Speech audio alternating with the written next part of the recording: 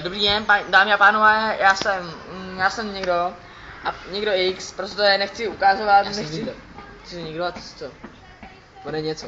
To je zdrzek tady. Tady dneska vám budeme představovat, ukážeme vám němou tamhle špionáž, žeroucí jabko, Emi. Já jdu zabrat. A, máš ji zabranou? To je ona. A potom dej pauzu.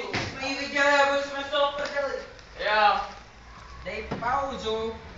Takže, pokračujeme a dnes si tady zde uděláme, tady na našem krásném místě nahrávacím režimu, to vám furt špíhuje, no nic, hele, takže uděláme recenzi slavné Coca-Coly.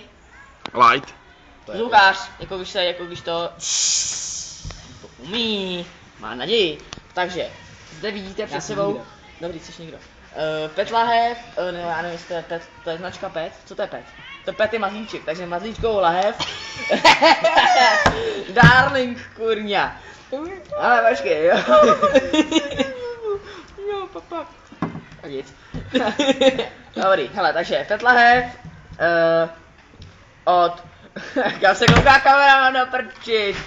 Nesmíme být vulgární, takže. Tady zde je napsáno, zaostři kameramane. Zaostři. Co to je za kriplá tady kameraman?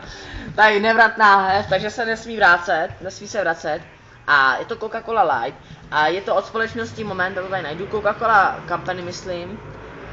Ano, tady to není napsaný Coca-Cola Company. A je to, webovky jsou www.coca-cola.cz. Je to v anglickém názvu, je to Coke Light. A je to nevratný obal a infolinka. Ne, půjde to na... Do prdele to půjde. Na naše ozdová AB. A je to... Pojď sem, 283. Ještě nemáme jeden žánr. Ještě nemáme porno žánr.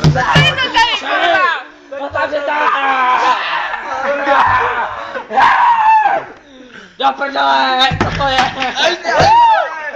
Se mnou, To jsem nechtěl. Máš to, máš Ty to. jakým pustanovým do prdele, já tady Coca-Cola v nahrávám. přímém letu. Tady nahrávám, vole. Prostě 20 korun stojí to tam.